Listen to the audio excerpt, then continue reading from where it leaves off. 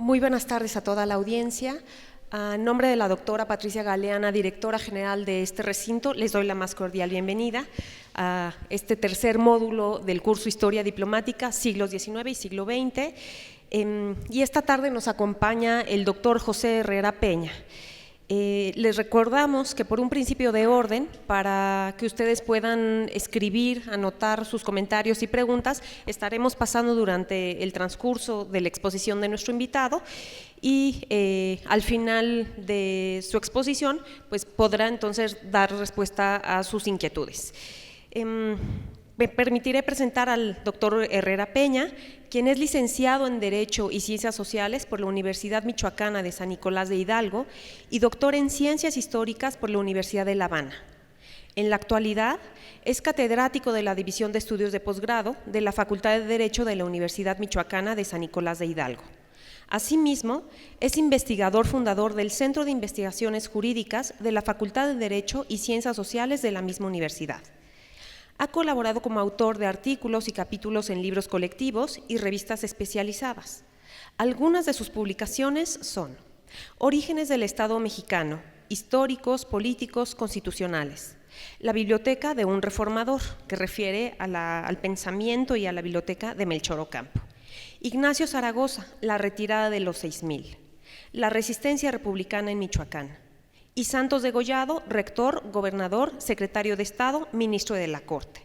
Y esta tarde, el doctor José Herrera Peña reflexionará sobre la enunciación de la doctrina Juárez en el marco de este curso que hemos empezado a estudiar desde hace varias semanas. Así que, sin más preámbulo, le cedo el uso de la voz al doctor y desde luego también le extiendo la bienvenida. Gracias.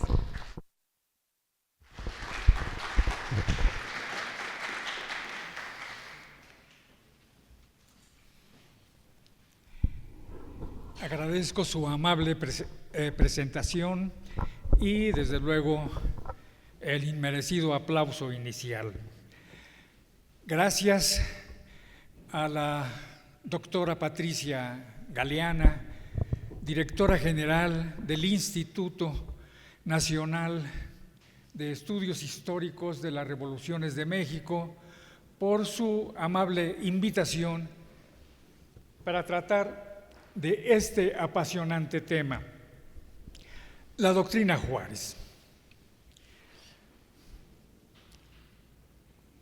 De 1857 a 1867, 10 años exactamente, el gobierno constitucional de la República, bajo la presidencia de Benito Juárez, estuvo totalmente aislado desde el punto de vista internacional, salvo de algunos países latinoamericanos y eventualmente de Estados Unidos. Es una década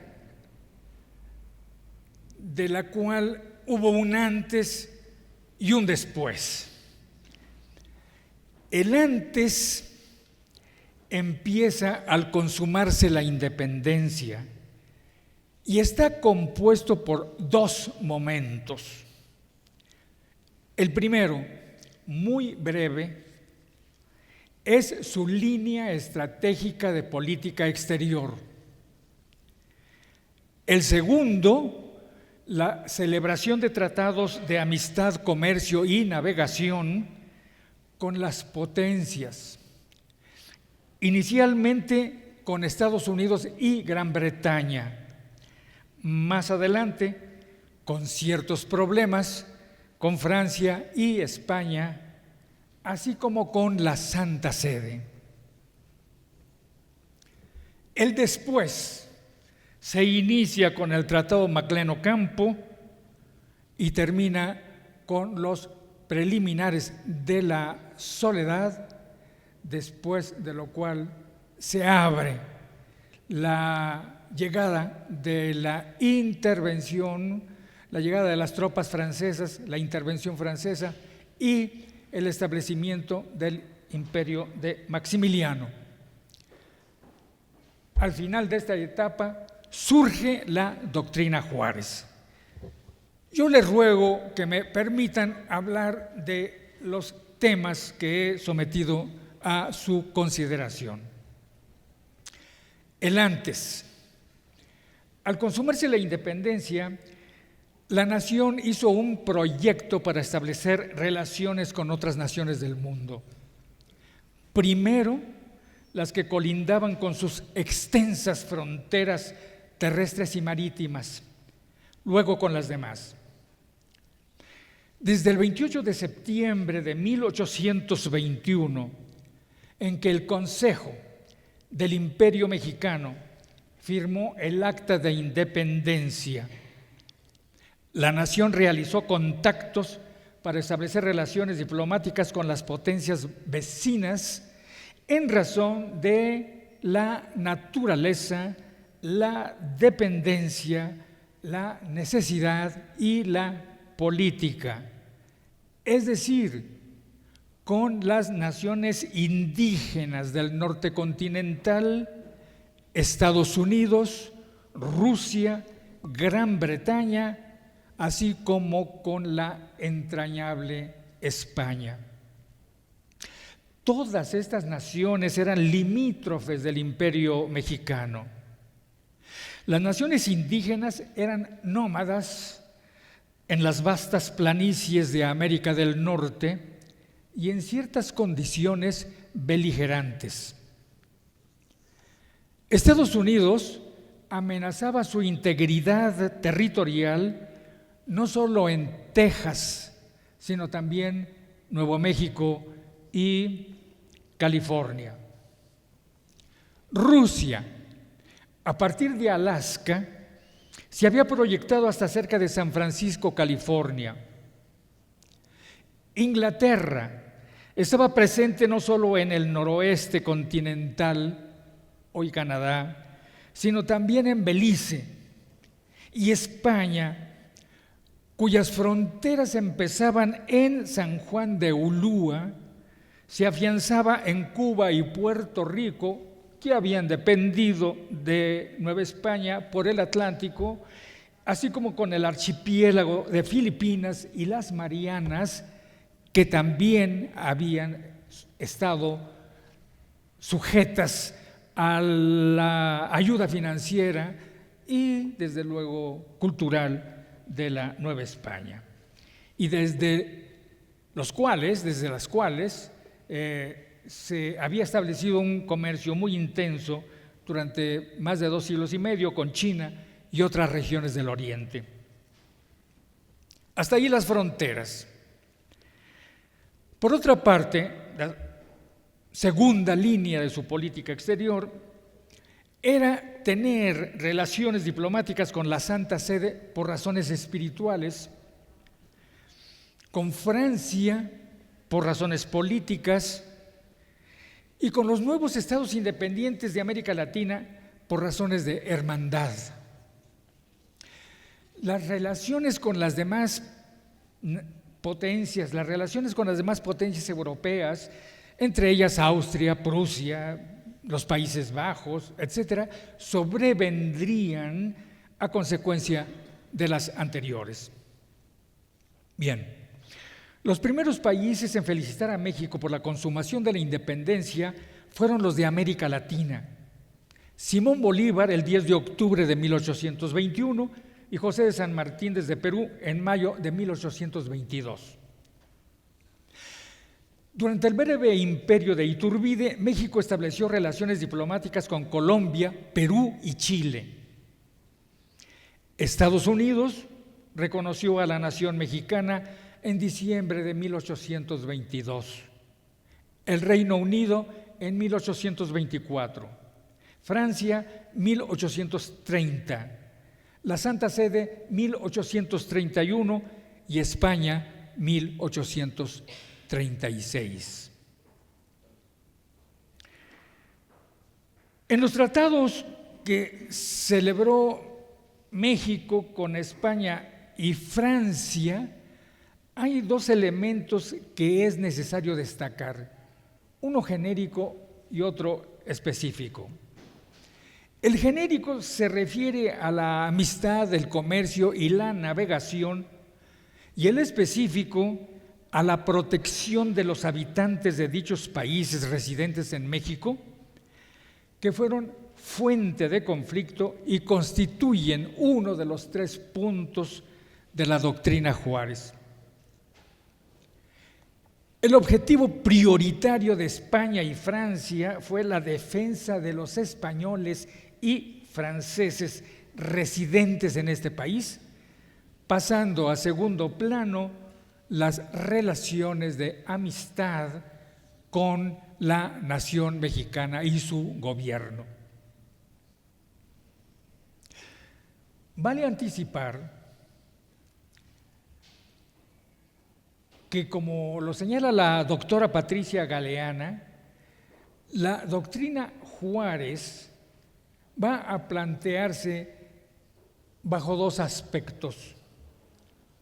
Uno genérico, conformados con los principios generales de la política exterior, y otro específico, derivado de las circunstancias concretas que trajo consigo la intervención y el imperio. Hablemos un poco de las relaciones con España. Siendo la última en reconocer a la nación, España fue la primera de las potencias europeas en intentarlo, al enviar una comisión que llegó a Veracruz en enero de 1823. Pero la caída del emperador, por un lado, y el restablecimiento de Fernando VII como monarca absoluto, por el otro, a raíz de la intervención de la Santa Alianza, paralizó las negociaciones. Al ser restaurado Fernando, no solo declaró nula la actividad de la comisión negociadora de referencia, sino también trató de promover la intervención de la Santa Alianza contra México, apoyada decididamente por Rusia y con la simpatía de Francia. Gran Bretaña, por su parte, al tiempo de oponerse al proyecto anterior y tratar infructuosamente de mediar entre España y México, reconoció la independencia mexicana.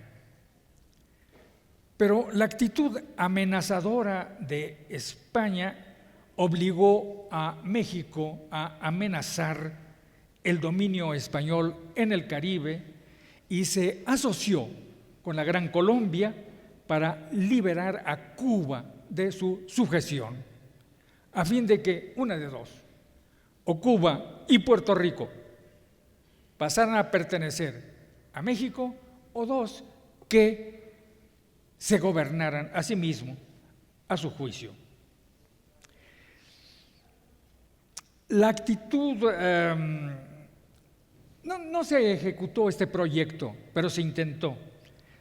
En noviembre de 1825, por lo menos se logró la capitulación de San Juan de Ulúa, la plaza de armas que España tenía enclavada en territorio mexicano y controlaba el acceso al puerto de Veracruz.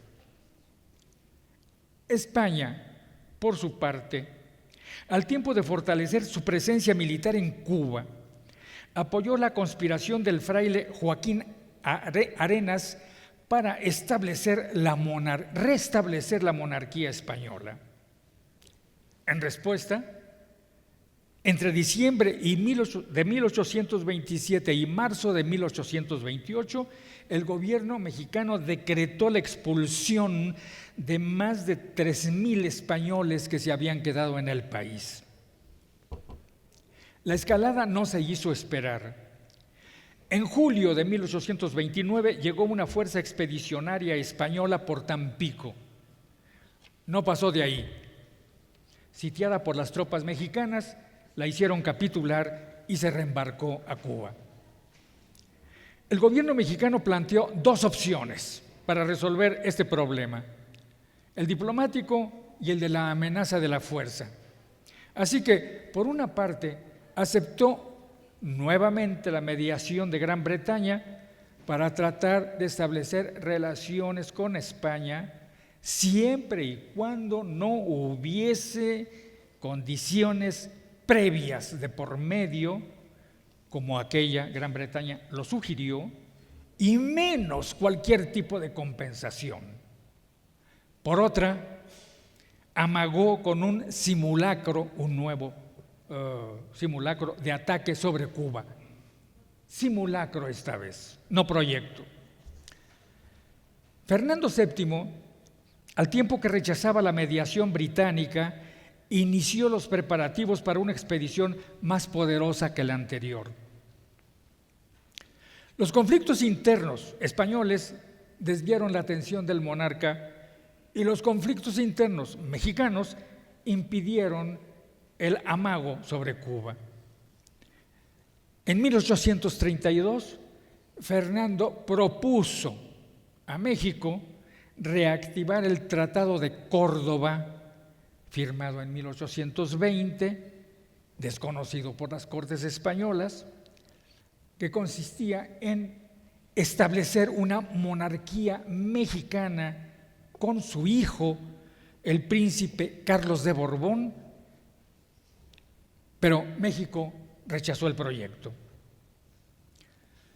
La muerte en 1833 de Fernando facilitó el avenimiento, pero México no envió negociadores a Madrid hasta que en 1835 no obtuvo la garantía de negociar el establecimiento de relaciones diplomáticas entre los dos países sin ningún tipo de condición previa.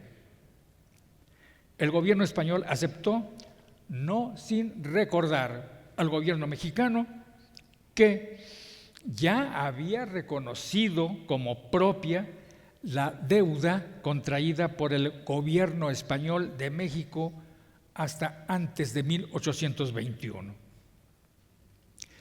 Los problemas internos españoles empantanaron las negociaciones durante un año.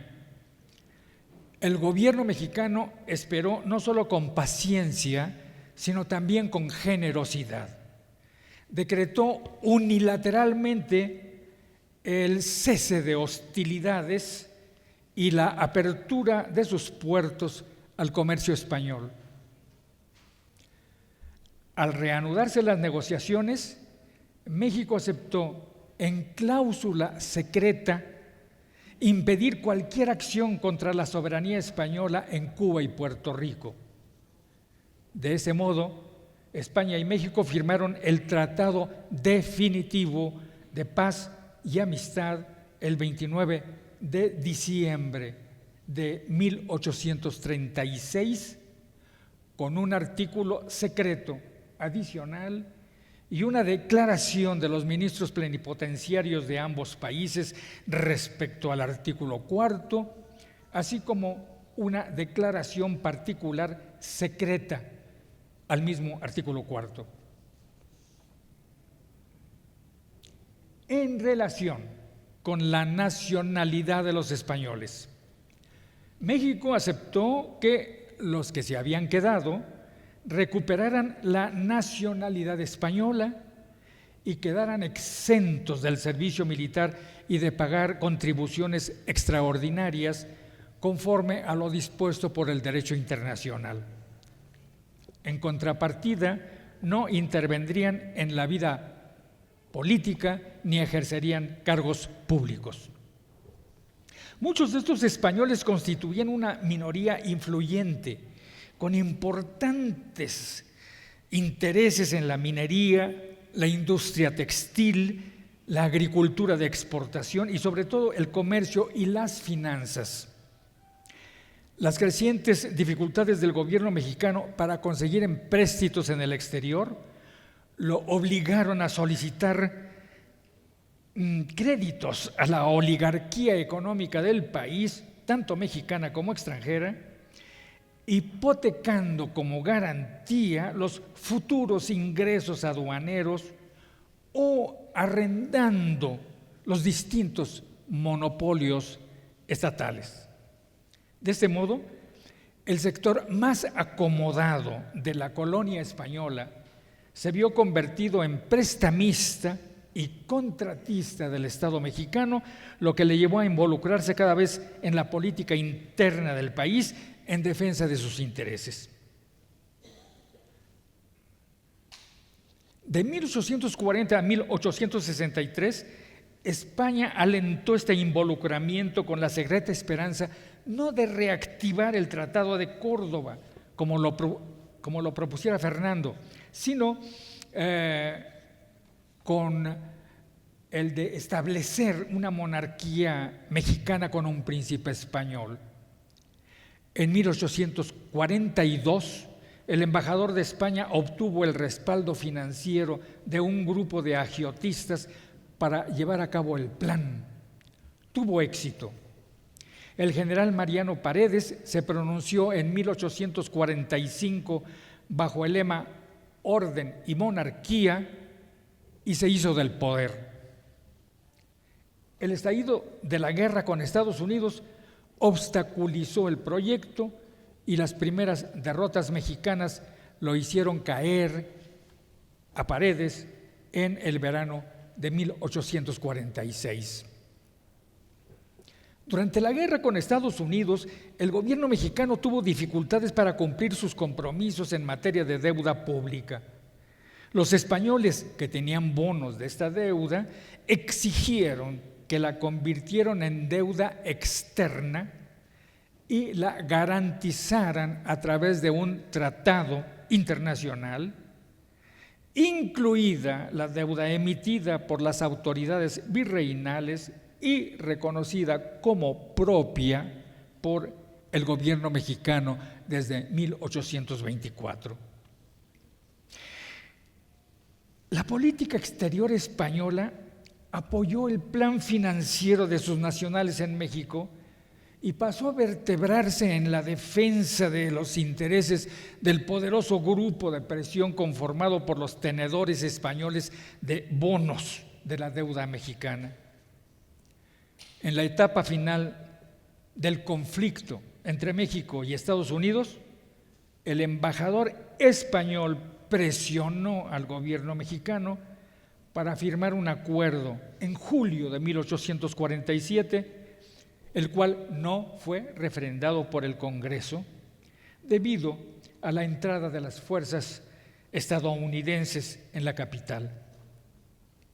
Las presiones españolas continuaron a lo largo de 1848 y aprovechando la momentánea liquidez proporcionada por la indemnización otorgada por Estados Unidos en virtud del Tratado de Guadalupe Hidalgo, consiguieron que el gobierno mexicano se comprometiera a destinar el 2% de la renta aduanera al pago de esta deuda.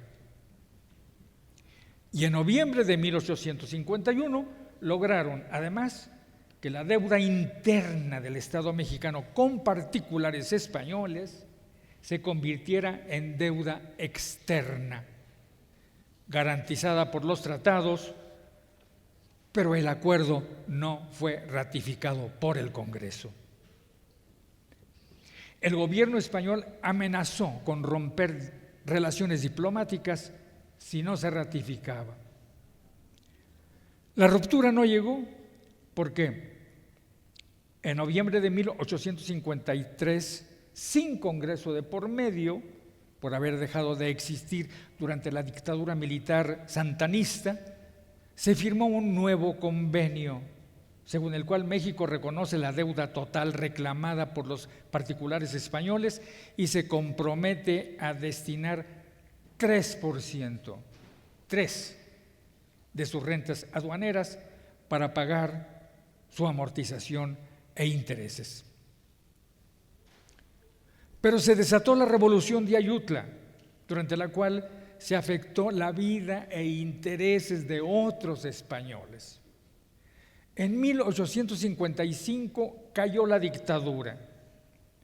El nuevo gobierno liberal, revolucionario, no pudo hacer los pagos estipulados y España rompió relaciones diplomáticas con México en enero de 1857. Durante la Guerra de Reforma, este es el epílogo, el conflicto facilitó el acercamiento entre el gobierno conservador de Miguel Miramón y el gobierno español.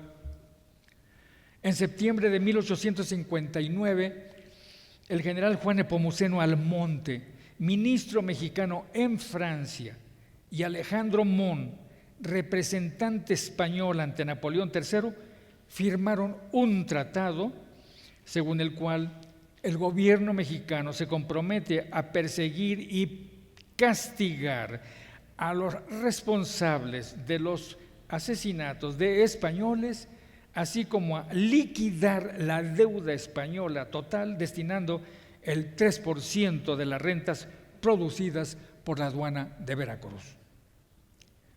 La firma del convenio Mon-Almonte permitió el restablecimiento de las relaciones diplomáticas entre España y México, pero en esos días México no tenía un gobierno, sino dos. España se involucró en la fase final de la Guerra de Reforma del lado del gobierno conservador, envió a México un embajador extraordinario y autorizó al gobierno conservador a equipar en secreto una escuadra en La Habana con el fin de bloquear Veracruz, donde el gobierno liberal se encontraba sitiado. La flotilla conservadora no pudo cumplir su misión. Al ser capturada en marzo de 1860 por una escuadra estadounidense, por no identificarse la flotilla española conservadora con ninguna bandera, ni de España ni de México, lo que, de acuerdo con la ley del mar, la convirtió en pirata, y cualquier país del mundo podía detenerla. La detuvo Estados Unidos. Esta pequeña flota quedó sujeta a las negociaciones entre los gobiernos de España y Estados Unidos, pero al margen de nuestra historia diplomática. Tras el triunfo de la Guerra de Reforma por el gobierno liberal, este expulsó al representante español en enero de 1861 y acusó a España de haber intervenido en sus asuntos internos, cuando los países, los gobiernos de los países extranjeros no deben intervenir. He ahí el embrión, el elemento, la semilla de la no intervención. Francia, debiendo ser más fácil que con España, el establecimiento de relaciones diplomáticas con Francia fue más difícil. Los franceses residentes en México antes de la independencia eran contados. En cambio, a partir de su consumación, fueron bien recibidos. Al expulsarse masivamente a los españoles entre diciembre de 27 y marzo de 28, y tomando en cuenta que entre ellos se hallaban los que se habían dedicado al comercio, los franceses pronto llenaron el vacío que aquellos dejaron. También se revelaron como excelentes artesanos, sobre todo en las ramas relacionadas con el cuidado personal, como la peluquería y la moda, con la alimentación, como cocineros y reposteros, y con la comodidad del hogar, como carpinteros. Aunque no quería contrariar a España, Francia entabló relaciones con México a nivel informal. En 1824 se iniciaron las relaciones para promover el comercio y navegación, más en interés de Francia que de México, según lo reconoció el presidente Guadalupe Victoria, porque Francia tenía muchas cosas que venderle a México y México nada que venderle a Francia. Así pues, las relaciones se iniciaron con un intercambio de agentes comerciales en las que Francia tenía muchas cosas, repito, que vender le interesaba entonces esta materia, y México, de todas maneras, por reciprocidad, envió un agente mexicano que no fue recibido en Francia de acuerdo con el protocolo diplomático, así es que el agente francés tampoco lo fue en México. Sin embargo, en 1827 Francia admitió en todos los puertos el pabellón mexicano, como en México se había admitido previamente el pabellón francés. En abril de ese año, el embajador de México en Inglaterra se trasladó a París y puso las cosas en claro. No se había otorgado al agente comercial mexicano la acreditación acordada. Francia lo acreditó de inmediato. Más tarde, México haría lo mismo con el agente francés. El embajador mexicano agregó que al admitir el pabellón mexicano en los puertos franceses, Francia había reconocido a México de facto. Era necesario hacerlo de jure y dar a la situación de hecho la fuerza del derecho a través de un tratado de amistad, comercio y navegación, como se había hecho con Inglaterra. El gobierno francés argumentó que le era difícil complacer los deseos de México debido a la relación de parentesco que había entre las dinastías reinantes de Francia y España, entre otras cosas, y que si España no había establecido relaciones con México, era difícil para Francia establecerlas, pero aceptó que México enviara un ministro plenipotenciario para señalar los términos del eventual tratado de amistad, comercio y navegación, a fin de firmarlo en el momento en que se considerara oportuno. Por lo pronto, Francia y México firmaron una declaración provisional el 9 de mayo de 1827. Pero, a diferencia del tratado con Inglaterra, en que ambas naciones asientan su amistad perpetua, en la declaración solo se reconocen su amistad, con vigencia hasta el 1 de enero de 1829, un año, incluso un año más, salvo que las partes anuncien su intención de romper su compromiso 6 meses antes. Así como sería necesaria la muerte de Fernando en 1833 y el establecimiento de un gobierno liberal para que la situación entre España y México cambiara, de la misma manera fue necesaria la revolución de 1830, que entronizó a Luis Felipe y reemplazó a la dinastía carlista, para que cambiara también la situación entre México y Francia. Nuevamente el embajador de México en Londres fue a París y propuso que se firmara un tratado que normalizara las relaciones entre los dos países. El nuevo gobierno se mostró favorable. Declaró que no pedía más que lo que tenía Inglaterra y propuso que reposara sobre los principios de absoluta reciprocidad, pero que se incluyera en una de sus cláusulas la promesa del gobierno mexicano de indemnizar integralmente a los franceses de México de las expoliaciones que habían sufrido en la revolución de los primeros días de diciembre de 1828. Se refería a las pérdidas, sobre todo de los comerciantes establecidos en el Parián, mercado donde se vendían perfumes, sedas y otras mercancías de lujo, y que fueron asaltados como parte del motín de la Acordada en 1828. Pues bien, el embajador mexicano se opuso a que se incluyera el reclamo en el tratado por la sencilla razón de que el gobierno mexicano ya se había comprometido internamente a hacer la indemnización respectiva. Al insistir la parte francesa, el embajador mexicano se vio obligado a amenazar con dar por terminadas las negociaciones si se insistía en plantear el punto.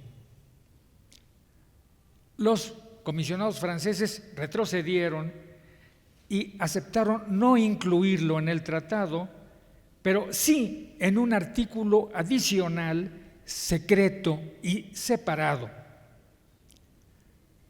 El embajador mexicano se opuso nuevamente, pero contrapropuso un protocolo adyacente en forma de declaración y contradeclaración. De este modo, los dos países firmaron el Tratado de Amistad y Comercio y Navegación en 13 de marzo de 1831, así como la declaración y contradeclaración de los ministros plenipotenciarios de ambos países en la misma fecha. ¿Qué dice la declaración?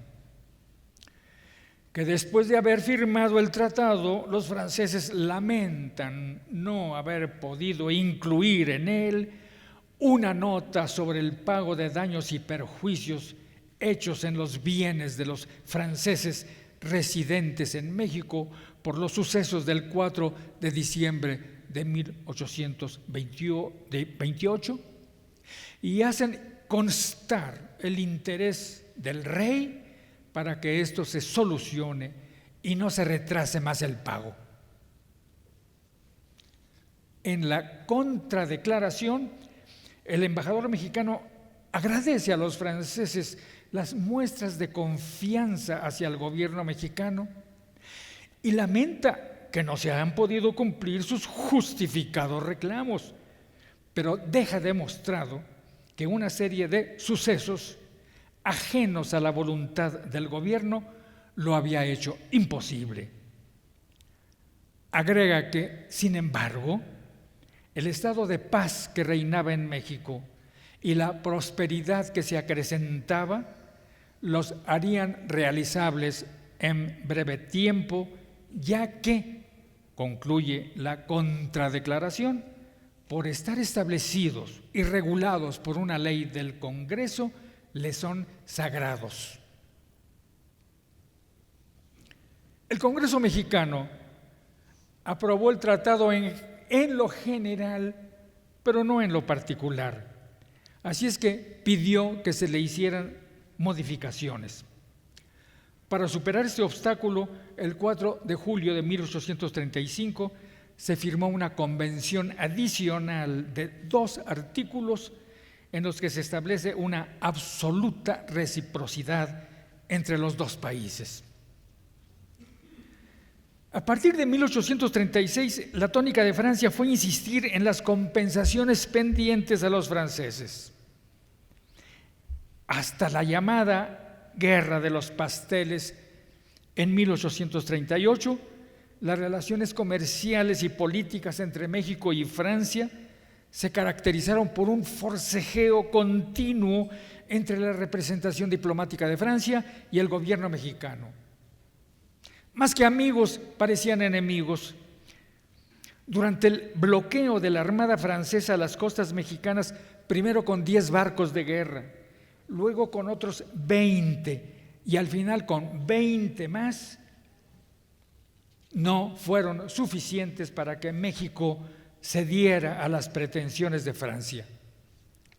Fue necesaria la mediación de la Armada Británica para lograr un acuerdo, según el cual México aceptó lo que ya había aceptado, pagar, reconoció lo que ya había reconocido, pero sin ofrecer garantías especiales a los franceses y menos indemnización por gastos de guerra. En 1840, el rey Luis Felipe de Francia mandó un ministro plenipotenciario ante México, quien durante 6 años de gestión mantuvo una cansada relación de disputas y reyertas con las autoridades, lo que derivó en el rompimiento de las relaciones México-Francia en 1845. Tratado Magleno-Campo. Como se decía hace unos momentos, a partir de 1858 hubo dos gobiernos en México. El constitucional, electo por el pueblo conforme a la ley, y el militar, producto de un golpe de Estado. Los dos gobiernos suelen llamarse liberal y conservador por los partidos políticos que los apoyaron. Una estructura política, legal o ilegal, que reemplaza a la existente, sigue manteniendo unida a la nación y puede ser reconocida o desconocida por otras naciones. Pero cuando no la reemplaza y las dos existen simultáneamente, suelen disputarse el territorio sobre el cual ejercen su dominio y la población asentada en él con las armas en la mano. De sus triunfos y derrotas depende el reconocimiento de las otras naciones. En este caso, el gobierno conservador, que era un gobierno de facto, repito, se adueñó de la capital del país, fue apoyado por el ejército y recibió el reconocimiento tanto de los gobiernos de la mayor parte de las entidades de la República como del cuerpo diplomático acreditado en México. El gobierno liberal, en cambio, cuyo presidente interino era Benito Juárez, a pesar de su legitimidad constitucional, se vio obligado a cambiar constantemente de sede hasta establecerse en Veracruz. Y aunque no apoyado por las Fuerzas Armadas, lo fue por algunas entidades federativas, pero no reconocido por los representantes diplomáticos de las otras naciones. Tampoco buscó dicho reconocimiento. El gobierno conservador estaba obligado a cumplir con los compromisos contraídos con las otras naciones y ejercía atribuciones de hecho, de facto, para seguir contrayéndolos en nombre de la nación. Así fue como se firmó el Tratado Mon-Almonte, que ya fue estudiado en este curso. El representante de Estados Unidos exigió al mismo gobierno conservador cumplir con el compromiso de ampliar el Tratado de la Mesilla de 1855 en lo relativo a paso de mercancías, personas y tropa de un océano a otro por el istmo de Tehuantepec y eventualmente por otras líneas de la frontera del Océano Pacífico, así como de paso recorrer las fronteras de su país hacia el sur o por lo menos adquirir la península de la Baja California. El gobierno conservador rechazó la propuesta. El gobierno liberal, por su parte, a partir de este momento, quedó aislado del mundo, sin reconocimiento de las otras naciones, pero sin ningún compromiso con las mismas. El ministro de Relaciones era de Relaciones Exteriores y Relaciones Interiores, pero las exteriores eran inexistentes y las interiores se limitaban a las pocas entidades federativas que lo apoyaban. Así que el primer objetivo de Juárez en esta materia de relaciones interiores fue fortalecer el Ministerio de la Guerra y crear un instrumento armado, un ejército constitucional que lo protegiera y lo defendiera, que disputara al ejército existente, el conservador, todas las plazas del país y que las recuperara. En estas condiciones, un agente diplomático de Estados Unidos se acercó al gobierno de Juárez para ofrecerle apoyo a cambio de Baja California, así como del paso de mercancías, personas y tropas por Tehuantepec y otras rutas del Golfo al Pacífico.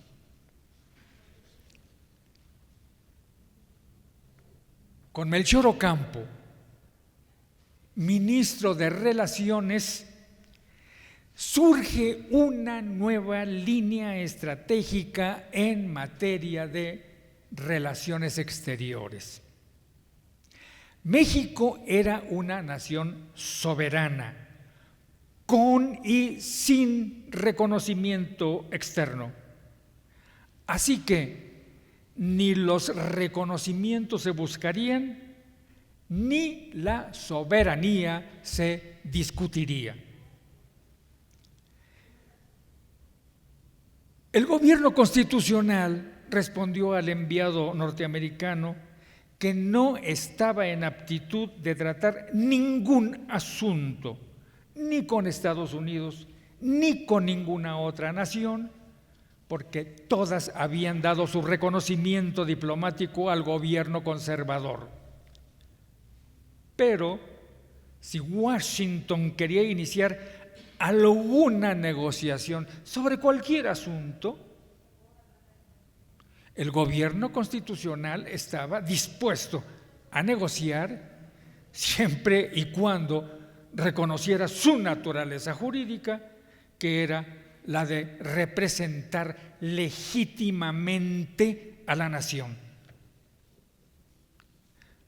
Planteado el asunto en Washington, se envió como embajador plenipotenciario de los Estados Unidos a Robert McLean ante el gobierno constitucional mexicano asentado en Veracruz,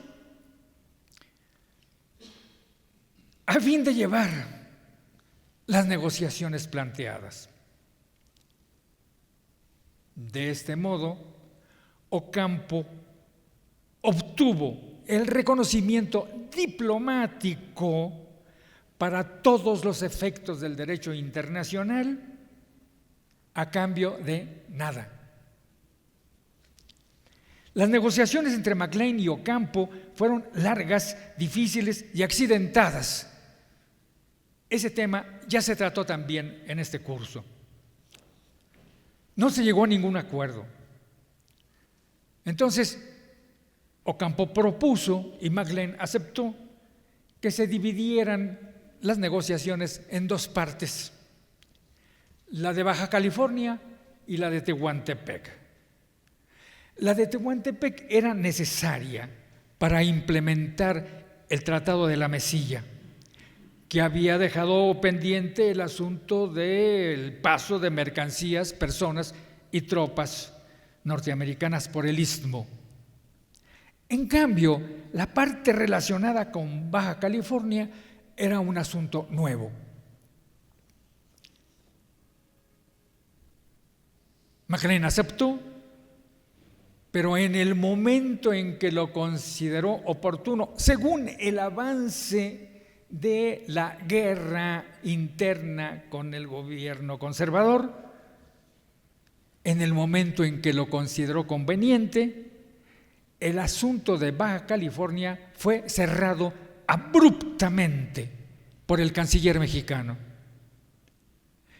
El gobierno constitucional en ningún tiempo y bajo ninguna circunstancia mutilaría el territorio de la República. Lo relativo a Tehuantepec también lo dividió en dos partes y McLean aceptó. Una, las cosas y las personas. Dos, las tropas.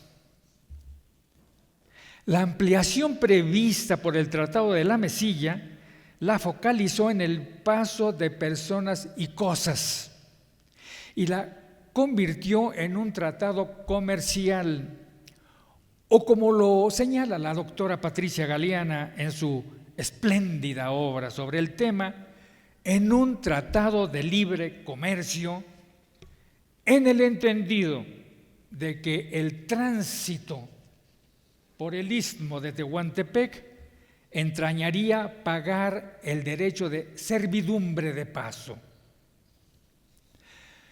Y por lo que se refiere al tránsito de tropas norteamericanas por el territorio mexicano, nuestro canciller no presentó ninguna objeción porque ya estaba previamente concedido por el Tratado de la Mesilla.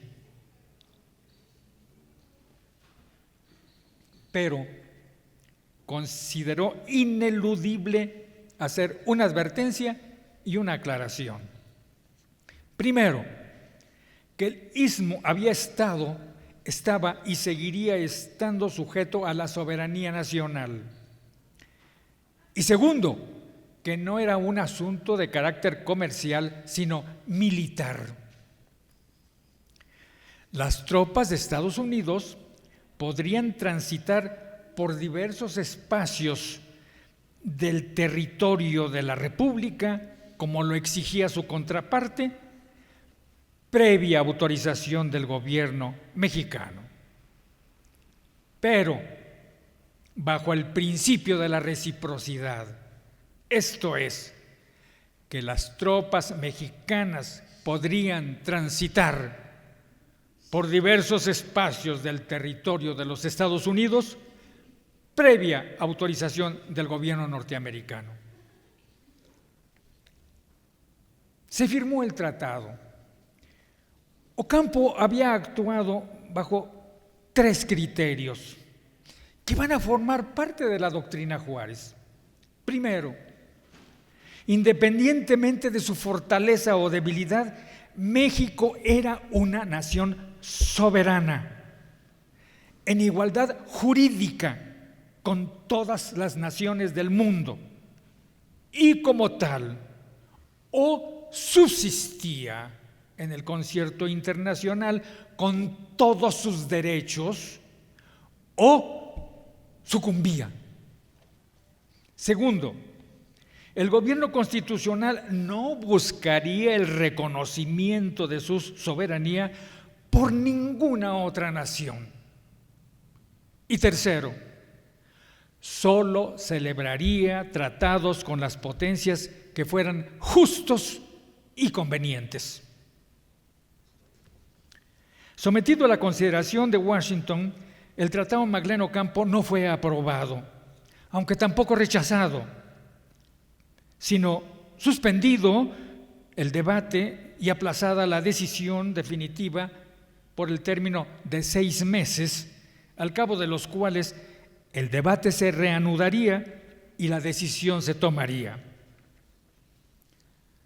Pasado el plazo, el presidente Juárez sometió el asunto a Consejo de Ministros y aunque obtuvo dictamen favorable, dado el revuelo que había causado en la opinión pública, lo anuló. Así que ya no fue discutido por el Senado de los Estados Unidos.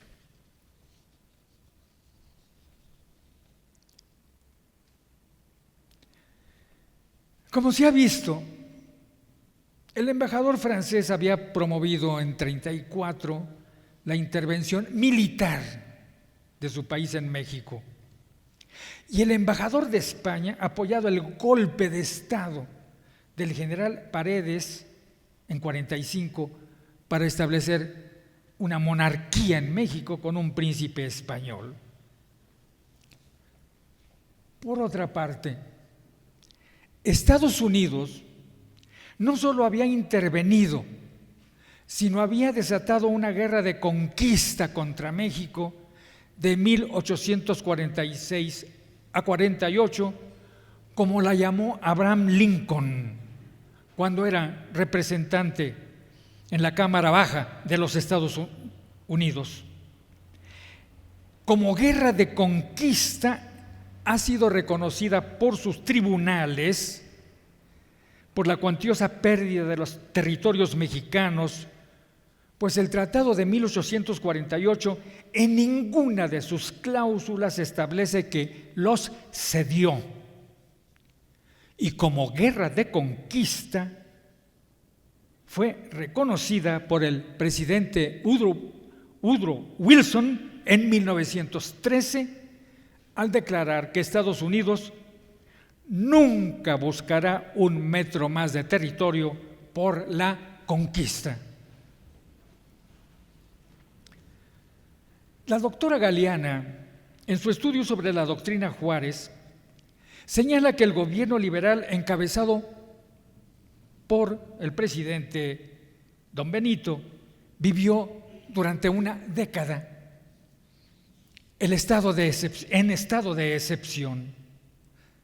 3 años por la guerra civil más sangrienta desde la consumación de la independencia, la guerra de Reforma, y después por la guerra contra la intervención extranjera durante un lustro, la intervención francesa. Al triunfo de la República hubo un periodo de relativa estabilidad durante 5 años, ya que primero se tenía que pacificar el país y después enfrentar la rebelión armada con motivo de la sucesión presidencial. En todo caso, durante este periodo, concluye la doctora Galeana, se gestó la doctrina Juárez, pilar fundamental de la política exterior de México. 10 años. El gobierno constitucional de México vivió también durante ese periodo en un estado absoluto de aislamiento internacional, salvo con los países de América Latina y eventualmente, decíamos al principio, con Estados Unidos. El 31 de octubre de 1861, España, Gran Bretaña y Francia firmaron la Convención de Londres, que ya fue estudiada también en este curso. Los aliados, por un lado, se comprometen a no intervenir en los asuntos internos de México ni apropiarse de su territorio. Y por otro, acuerdan enviar tropas para ocupar las costas mexicanas y obligar al gobierno mexicano a reanudar el pago de la deuda externa.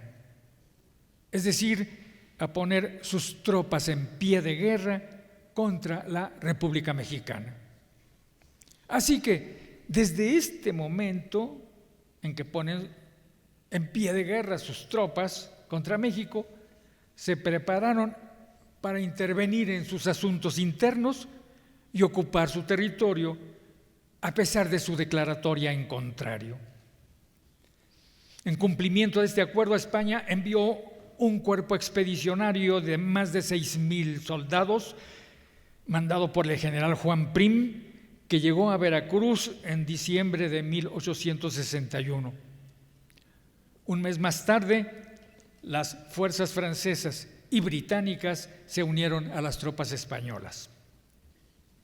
México estaba solo. No había un solo país en el mundo que lo apoyara. En tales condiciones, el 19 de febrero de 1862, se reunieron los representantes de España y México con la aquiescencia de los plenipotenciarios de Inglaterra y Francia en un lugar llamado La Soledad. Nombre que fue escogido por el gobierno mexicano, lugar que fue escogido por el gobierno mexicano no al azar, sino simbólicamente, porque su nombre no es gratuito, es simbólico. El representante de México declinó el benévolo ofrecimiento de las 3 potencias para auxiliarlo a resolver sus problemas internos, porque tenía 2 elementos a su disposición: los de la fuerza y los de la opinión, para mantenerse en pie contra cualquier revuelta intestina.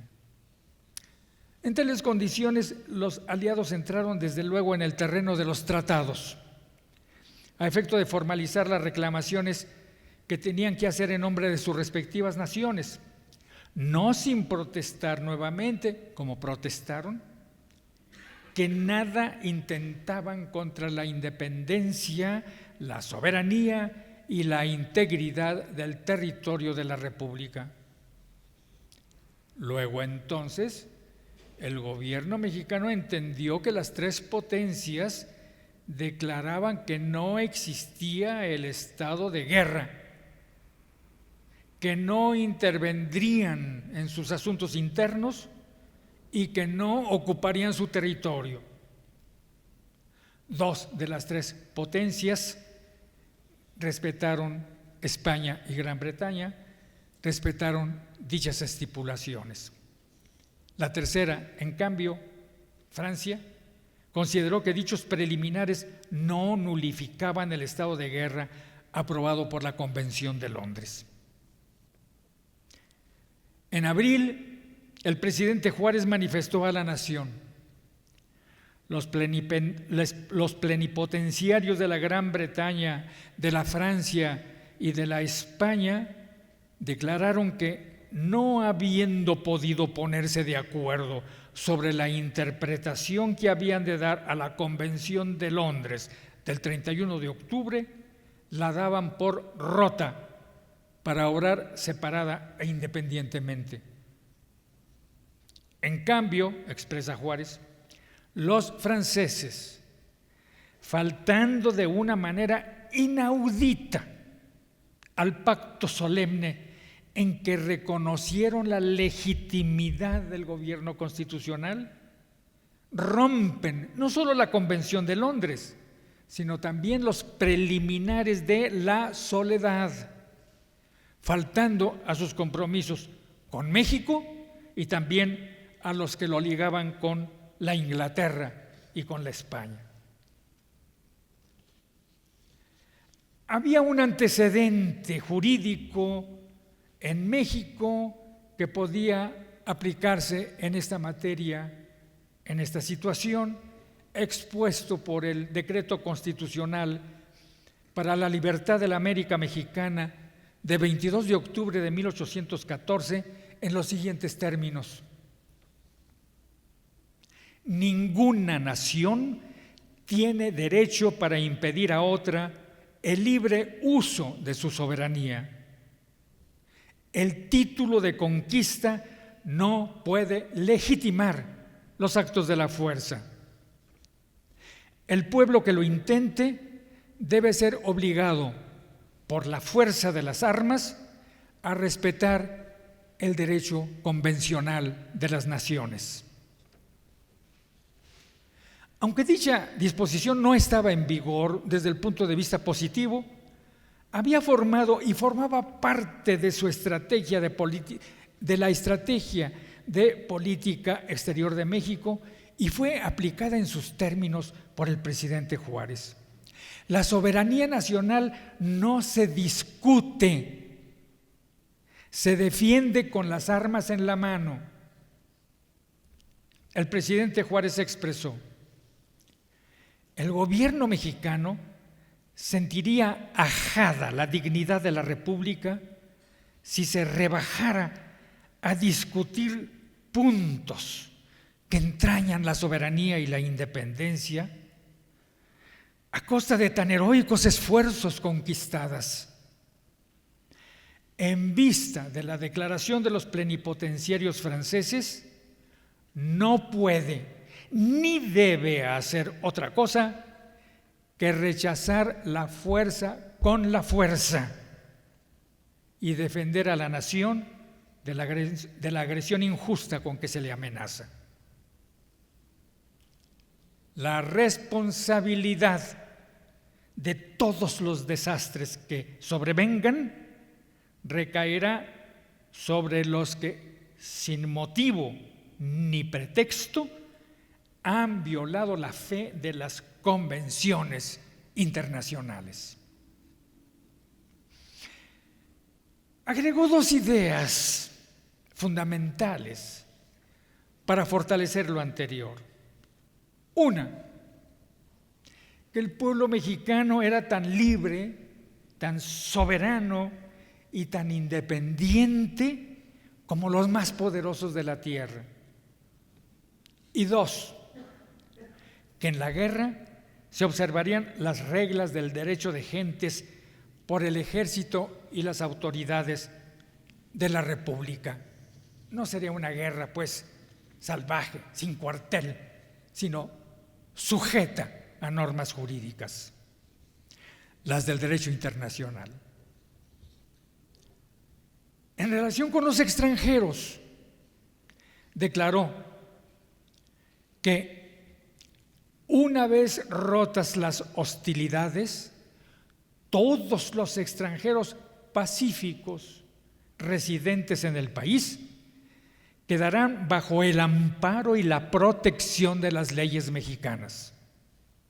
Y además, excitó a los mexicanos que dispensen a todos ellos y aún a los mismos franceses la hospitalidad y consideraciones que siempre encontraron en México, bajo la advertencia de que la autoridad obrará con energía contra los que a estas consideraciones correspondan con deslealtad, ayudando al invasor.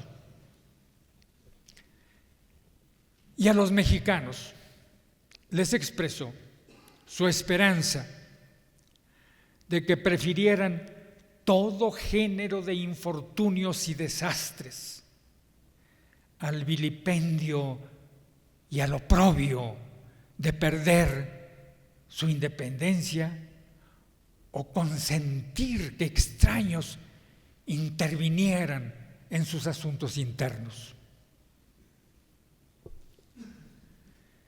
La doctora Galeana agrega que en la apertura de sesiones ordinarias del Congreso de la Unión el 15 de abril de 1862, ante el inminente avance del ejército francés, el presidente Juárez expresó que cuando se intenta poner a las naciones fuera de la ley común y arrancarles el derecho de existir por sí mismas y de regirse por voluntad propia, tienen que luchar hasta salvarse o sucumbir.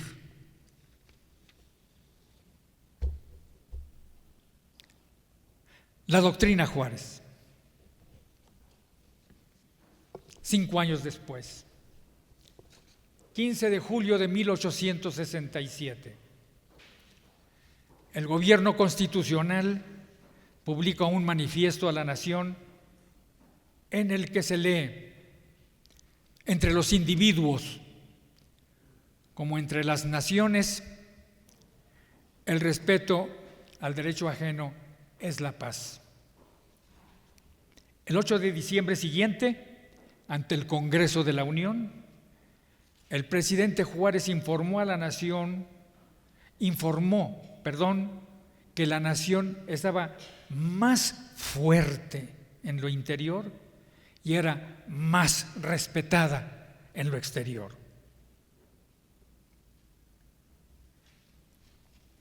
Se había obtenido una victoria completa sobre el Partido Conservador y la Iglesia, sobre Francia y el Imperio y sobre las potencias de Europa Occidental que, aun cuando no participaron en la lucha armada contra la República, tomaron sin vacilar y sin escrúpulo el partido de Francia y del Imperio.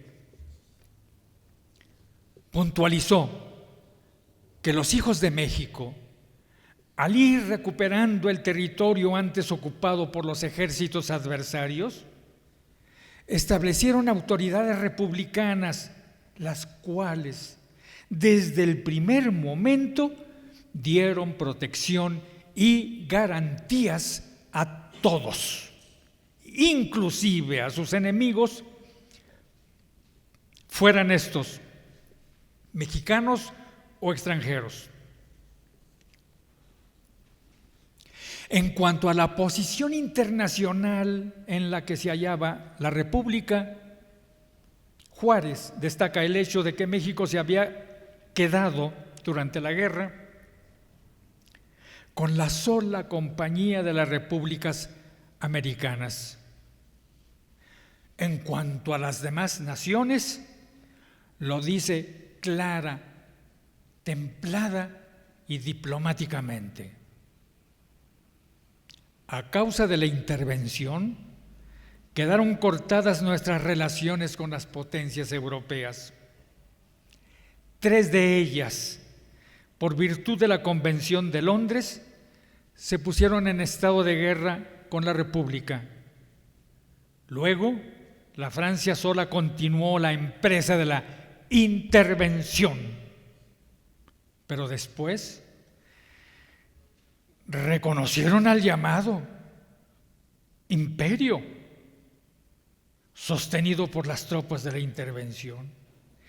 Y los gobiernos europeos tuvieron relaciones, que habían tenido relaciones con la República, tuvieron relaciones con el imperio, por lo tanto, desconocieron a la República, separándose de la condición de neutralidad.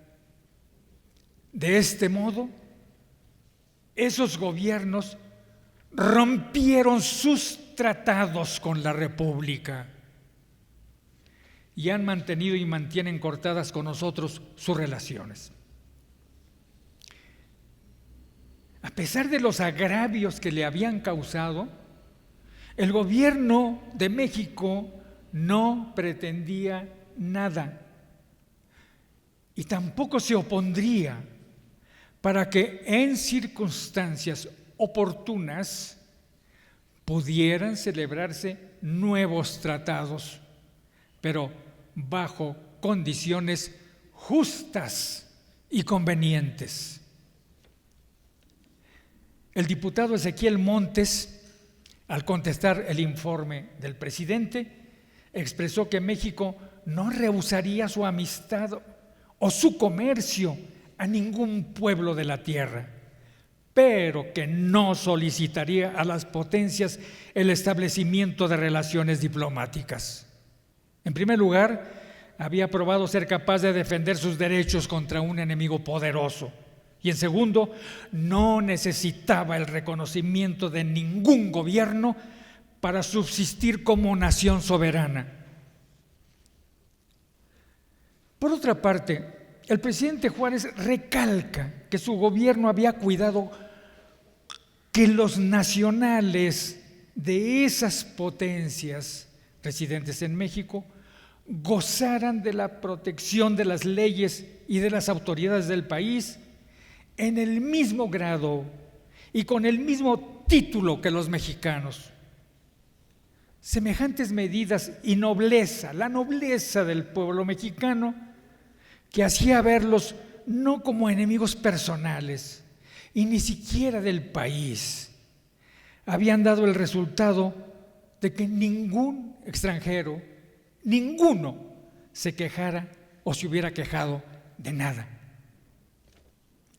Prácticamente, dice Juárez, se ha demostrado que por la ilustración de nuestro pueblo y por los principios de nuestras instituciones liberales, los extranjeros residentes en México, sin necesidad de protección especial de los tratados, son considerados con igualdad a los mexicanos y disfrutan de los derechos y garantías otorgadas por las leyes.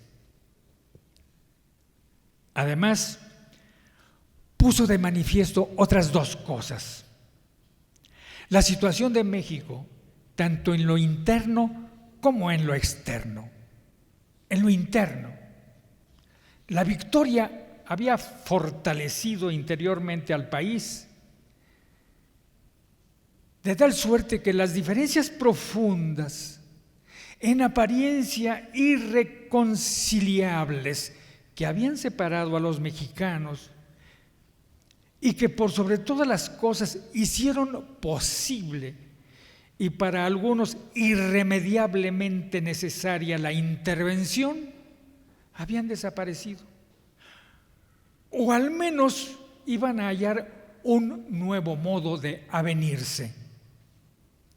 Desde luego, los liberales, antes divididos por tanto motivo ideológico o personal, reconocieron ante la intervención y el imperio el denominador común de su nacionalismo y su republicanismo.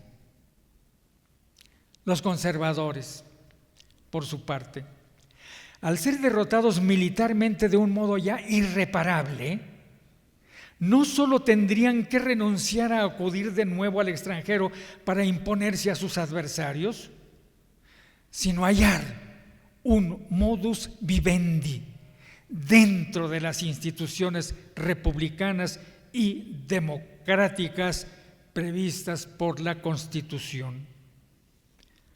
Formarían y actuarían sin duda un grupo o partido opositor, pero no de las instituciones constitucionales, de las instituciones fundamentales de la República, sino simple y llanamente de los programas o de los medios o políticas del partido opuesto. En lo externo, ahora se respetaba más a México en el exterior porque, además de haber ganado internamente en cohesión y fuerza, era indiscutible que el mayor poder militar de la tierra había fracasado en su propósito de mantener el imperio de Maximiliano. Esa fortaleza nueva había creado una actitud de respeto en el exterior, no solo de naturaleza militar, sino sobre todo moral. El mundo sabía que en lo sucesivo el pueblo mexicano no permitiría que ninguna potencia interviniera en sus asuntos internos. 2 años después, el 31 de mayo de 69, en su informe al Congreso, el presidente Juárez reiteró que México consideraba nulos e insubsistentes los antiguos tratados con las 3 potencias, a pesar de lo cual estaba dispuesto a reemplazarlos con otros nuevos, justos y convenientes en cuanto lo pidieran las potencias interesadas. Esta vez, el Congreso hizo suya la doctrina Juárez y la convirtió en ley. El diputado presidente Gómez del Palacio expresó: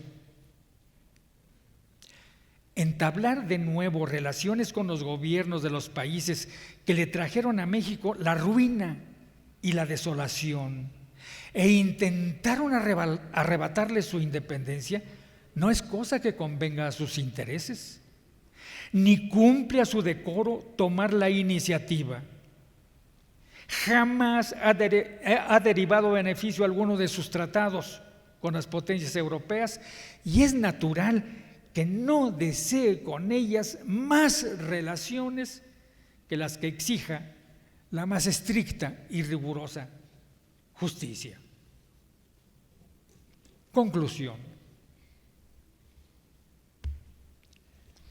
La doctrina Juárez puede ser planteada, como lo señala la doctora Patricia Galeana, bajo 2 aspectos, uno restringido y uno amplio. En estricto sentido, según el doctor Daniel Cosío Villegas, sus 3 elementos son insubsistencia y nulidad de los tratados con las potencias europeas que le habían hecho la guerra. B.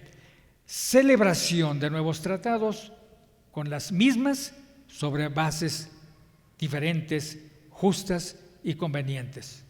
Y 3.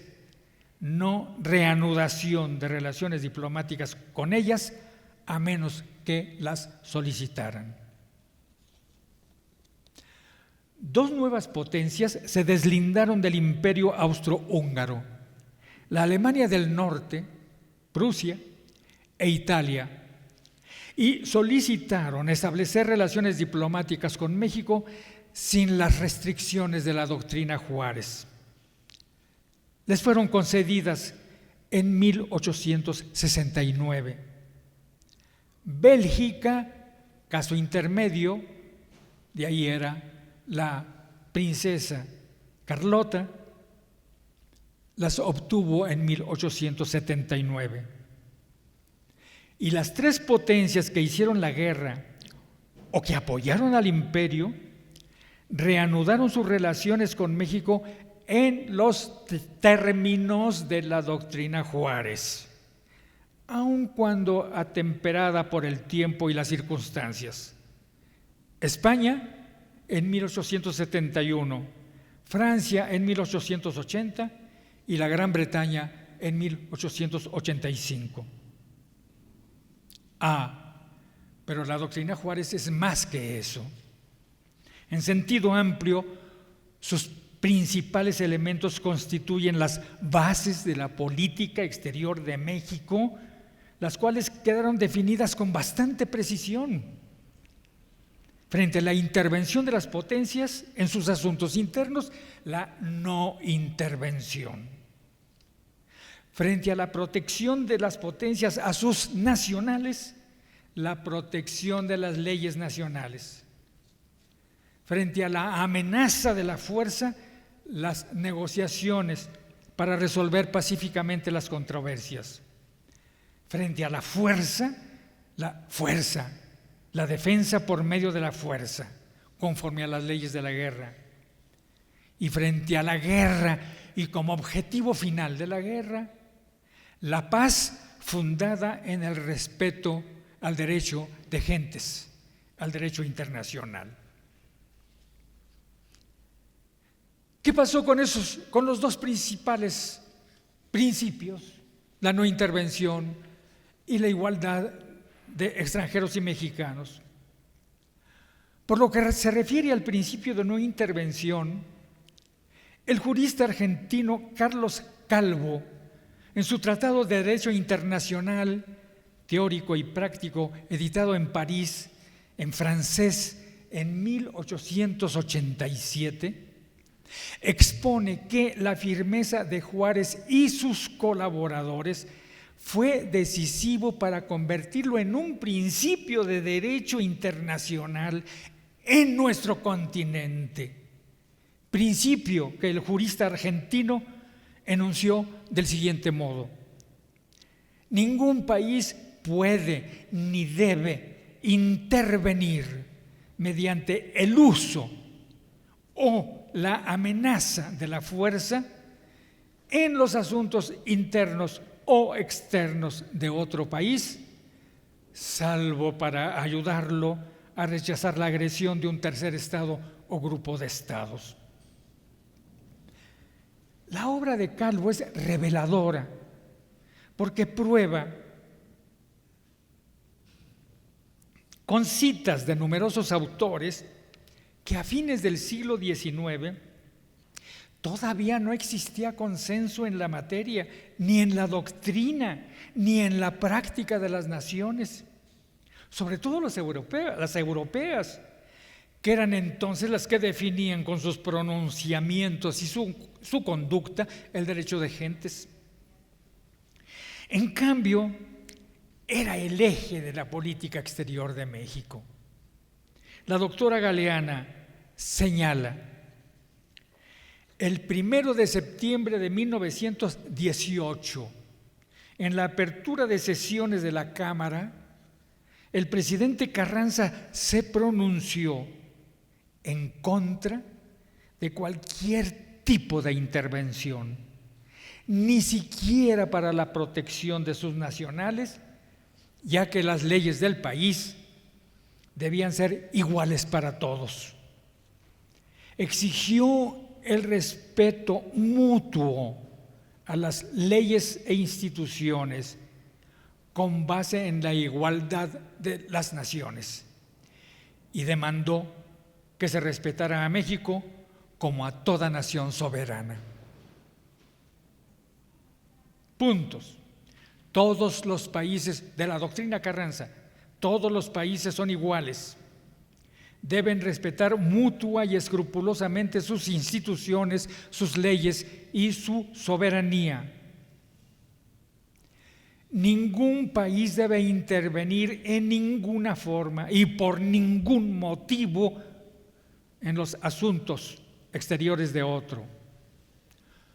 Todos deben someterse estrictamente y sin excepciones al principio universal de no intervención.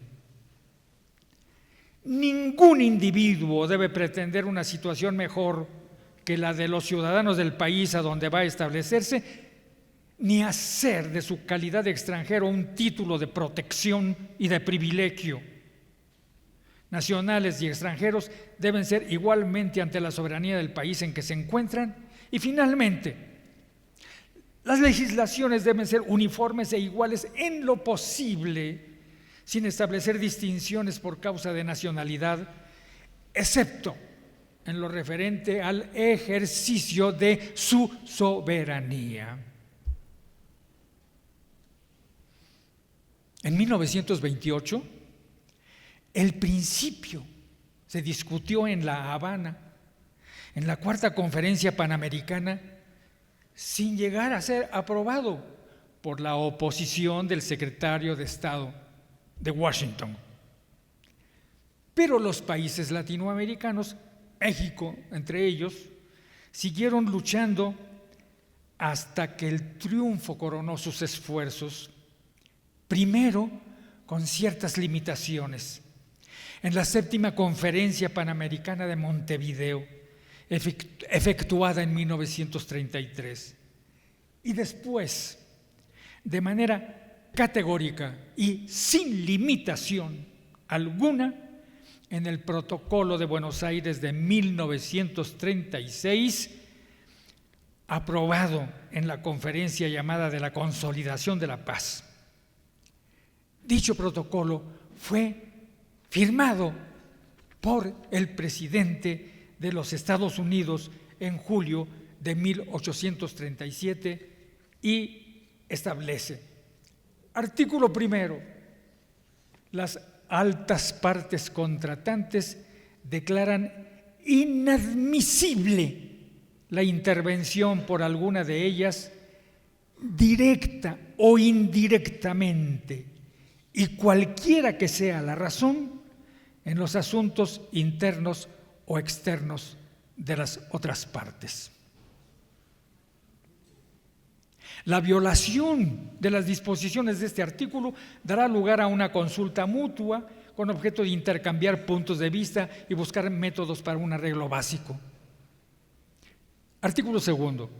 Se conviene que cualquier cuestión relativa a la interpretación del presente protocolo que no haya sido posible resolver a través de métodos diplomáticos se someterá al procedimiento de conciliación previsto en los convenios vigentes o al arbitraje o al arreglo judicial. Por último, al celebrarse en Bogotá la 9ª Conferencia Interamericana, celebrada en la primavera de 1948, la Carta de la Organización de los Estados Americanos, la Carta de la OEA, vigente hasta la fecha, reprodujo en forma expresa el principio de no intervención, artículo 15, en los siguientes términos: ningún Estado o grupo de Estados tiene derecho de intervenir directa o indirectamente, y sea cual fuera el motivo, en los asuntos internos o externos de cualquier otro. El principio anterior excluye no solo la Fuerza Armada, sino también cualquier otra forma de injerencia o tendencia atentatoria de la personalidad del Estado, de los elementos políticos, económicos o culturales que lo constituyen.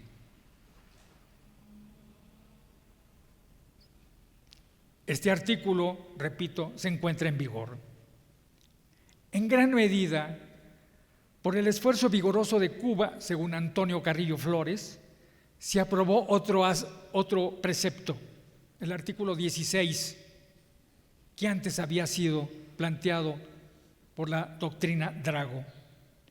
Ningún Estado podrá aplicar o estimular medidas coercitivas de carácter económico o político para forzar la voluntad soberana de otro Estado y obtener de éste ventajas de cualquier naturaleza. Doctrina Calvo. En su Tratado de Derecho Internacional, Carlos Calvo expresa que la consecuencia lógica del principio de no intervención es que los extranjeros no puedan invocar una situación de privilegio respecto a los nacionales. A fines del siglo XIX, con motivo de un conflicto entre Alemania y Venezuela, el ministro de Relaciones argentino, Luis Drago, sostuvo que en ningún caso el incumplimiento de una deuda justifica el uso de la fuerza. En 1926, la Comisión de Reclamaciones entre México y Gran Bretaña, el jurisconsulto holandés Van Vollenhoven, resolvió que si bien no es posible dar un valor absoluto a la cláusula Calvo, el extranjero siempre está obligado a agotar todos los recursos de la legislación nacional y que solamente en caso de que se le niegue el acceso a la justicia podrá promover la protección de su gobierno. El Estado mexicano fue responsable de los actos de Francisco Villa cuando, ya declarado fuera de la ley por el gobierno de México, dio muerte a varios norteamericanos en un punto denominado Santa Isabel. El caso fue resuelto en 1926 por el árbitro brasileño Rodrigo Octavio a favor de México, al sostener que un país no puede ser condenado por hechos que él no pudo impedir, cometidos en una contienda civil, por quien el propio Estado reclamante ya había calificado de bandolero. Ambos principios, el de no intervención y el de la igualdad de nacionales y extranjeros, fueron establecidos y definidos con precisión desde 1867 y forman el núcleo fundamental de la doctrina Juárez. Muchas gracias.